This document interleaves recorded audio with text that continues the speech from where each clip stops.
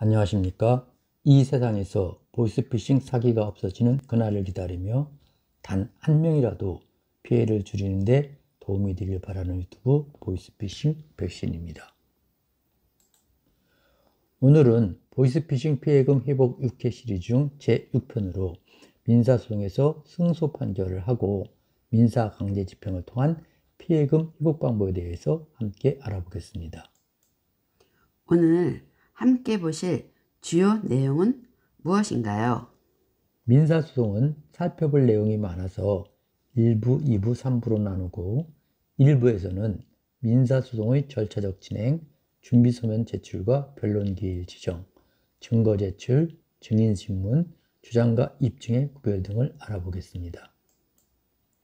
2부에서는 준비서면의 형식과 내용, 피고의 항변에 대한 대응 방법, 준비서면의 작성과 포함할 내용, 구술변론 시 에티켓, 구술변론 절차의 흐름과 전략적 활용 방법에 대해서 알아보고 3부에서는 승소한 돈을 실제로 받아내는 중요한 절차에 대하여 함께 알아보도록 하겠습니다. 보이스피싱 피해금 회복을 위해 최종적 절차는 무엇인지요? 민사소송을 통한 회복이지요. 장점이 많지만 이 동영상에서는 보이스피싱 피해금 회복의 입장에서만 말씀드리겠습니다. 민사소송은 비용과 절차적인 면에서 변호사가 아닌 일반인이 진행하기 어려워서 우선 검사의 기소를 기다려 배상명령을 신청하여 진행하고 배상명령이 각하되었을 때 민사소송을 제기함이 합리적이라고 말씀드렸지요. 당사자주의, 변론주의, 공판중심주의를 취하고 있는 우리나라 민사재판은 진행상 법률 전문가인 변호사의 도움이 필요하다고 생각합니다. 그러나 전반적 흐름을 알면 소송 진행에 유리하지 않을까 하는 마음으로 이 동영상을 올리게 되었습니다.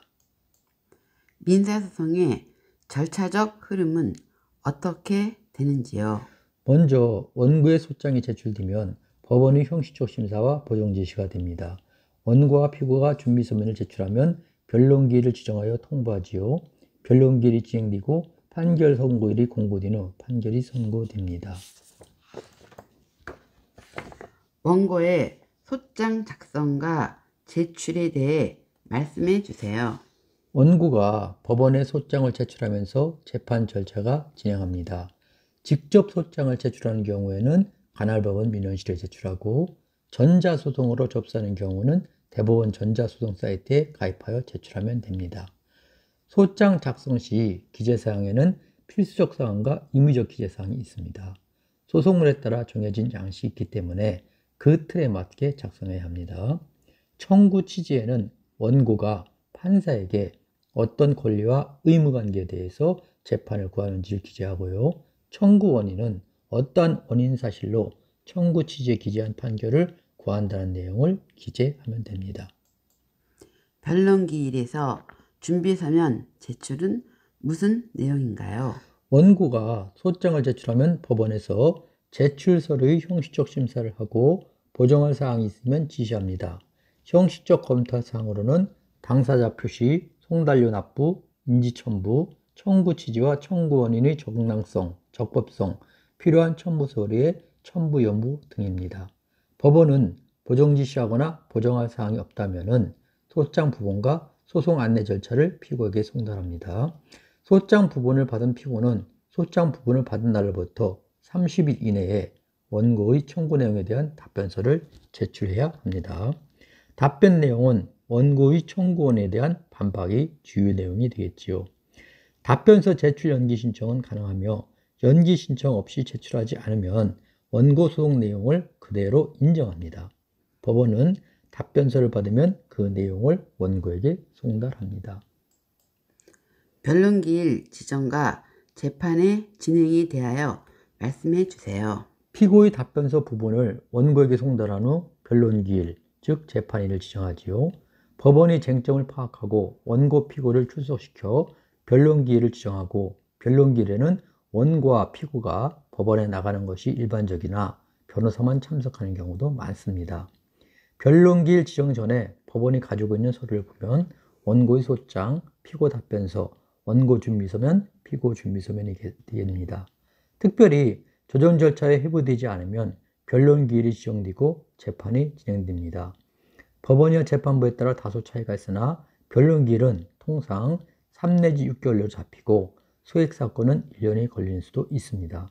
변론 기일은 짧은 경우는 2 내지 3일 정도면 끝나지만 사건이 복잡하면 10회 이상이 되는 경우도 있습니다.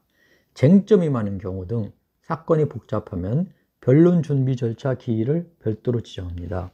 변론 준비 절차 기일은 법정보다는 조정실에서 판사, 원고, 피고 등 관계자만 참석하여 쟁점 정리한 경우가 대부분입니다.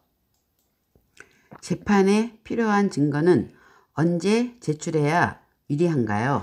주장하는 내용을 입증하기 위한 증거는 제1심 재판에서 준비서면 형태로 모두 제출해야 합니다. 임의적으로 확보가 가능한 것은 모두 준비서면 형태로 제출하면 되고, 임의적으로 확보가 어려운 것이나 부족함을 보충하기 위한 것은 법원에 증거 신청을 해야 하지요. 증거 신청 종류에는 사실조회 신청, 문서 송부 촉탁 신청, 금융거래 정보 제출 명령 신청, 과세 정보 자료 신청, 증인 신청 등이 있으며 적시에 신청을 하셔야 합니다. 자신 주장 입증에 필요하다고 판단되면 계속해서 판사에게 서류를 제출해야 합니다.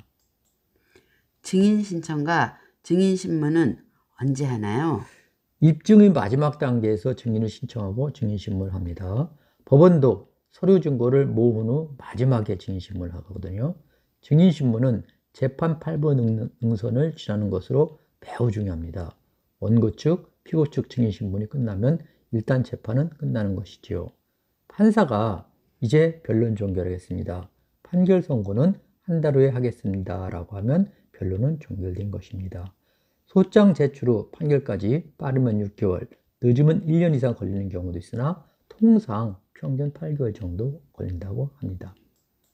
주장과 입증은 어떻게 다른가요? 주장에는 A, B, C 등 요건 사실에 대한 각각의 입증이 있어야 사실이 인정됩니다. 즉, 상대방에서 다툼이 없는 증거가 각각 있어야만 한다는 것이죠. 중요한 것은 민사재판에서 입증이 없는 주장은 단순한 아우성일 뿐이라는 것을 명심해야 합니다. 판사가 원고 입증을 하세요 또는 입증이 부족하네요 라고 말할 때는 반드시 명백한 증거를 추가로 제출하라고 하는 말입니다. 주장을 아무리 잘해도 입증이 없다면 아무런 도움이 안 되고 패소 판결일 뿐입니다. 판결 선고일은 어떻게 지정되고 진행되나요? 판결 선고일 지정은 보통 변론기일 종료 후 약 2개월 정도입니다. 판결 선고 기일에는 법정에서 원고 승, 원고 기각 청구 기각, 피고는 1억 원을 지급하라, 소송 비용은 각자 부담한다는 등과 같이 판결 주문 또는 승패 여부만 선고합니다. 판사가 보통 20개 이상의 판결 주문을 사건 번호와 함께 쭉 읽고 마치며 판결 선고 이유나 취지 등은 설명하지 않습니다. 판결 선고일에 출석 여부는 자유이지요. 변호사 선임의 경우는 변호사 사무실에서 선고 결과를 알려줄 겁니다. 판결 선고 후 통상 1, 2주 내로 판결문이 집으로 각 송달됩니다. 전자소송은 우편 송달보다 시간이 단축되므로 빠르면 선고일 당일 밤늦게 송달해주고 늦어도 일주일 이내로 송달됩니다. 제2심인 항소심은 어떻게 진행되나요? 판결에 불복한다면 판결문을 송달받은 날부터 10살 이내에 제1심을 선고한 법원에 항소장을 제출하면 됩니다. 전자소송의 경우는 클릭하여 오픈되는 시점부터 계산하지요. 항소장을 제출하고 항소심 일정을 지정하고 항소심에 제출할 증거나 자료가 있으면 제출하여 다시 따져보게 되는 것이지요. 제1심에 제출한 서류나 증거는 다시 제출해야 하는 것인가요? 제1심에 제출한 서류나 증거는 2심으로 모두 따라갑니다. 그래서 같은 자료를 중복해서 제출할 필요는 없습니다. 그러나 새로운 주장과 입증은 새로 제출해야 되겠죠. 항소심 절차도 제1심의 절차와 같이 유사하게 진행되고 크게 차이 나는 것은 없습니다. 항소심 진행 기간은 사건에 따라 달라서 1심보다 단축되거나 오히려 더 늘어날 수도 있겠지요. 항소심 재판을 거쳐 항소심에 불복하는 경우 대법원에 상고가 가능하며 상고하면 3심이 진행됩니다. 보이스피싱 사기 사건에서 민사소송을 꼭 해야 하는지요? 제가 6-4편 배상명령 신청과 민사소송을 여러 관점에서 비교하면서 특히 예외적인 경우이기에는 민사소송보다 배상명령 신청이 훨씬 더 효과적이라고 말씀드린 적이 있습니다. 민사재판을 2, 3회 하다 보면 1년이 지나가게 되죠. 또한 법원에 자주 가다 보면 일상생활에 지장이 많게 되게 됩니다. 오랜 송사로 얻는 것이 무엇인지 기회비용을 따져본다면 조금 손해보더라도 합의나 조정을 거쳐서 결론을 내는 것이 좋다고 보다는 것이 법조인의 생각입니다. 2부에서는 준비서면의 형식적 내용, 피고의 항변에 대한 대응 방법, 준비서면의 작성과 포함할 내용, 준비서면의 제출 간격, 구술변론 시 법정 내에서 지켜야 할 에티켓, 구술변론 절차의 흐름, 그리고 전략적 활용 방법 등을 가지고 뵙도록 하겠습니다. 코로나19 감염되지 않도록 건강 조심하시고 6-4편 2편에서 함께 볼 수 있기를 기대합니다. 감사합니다.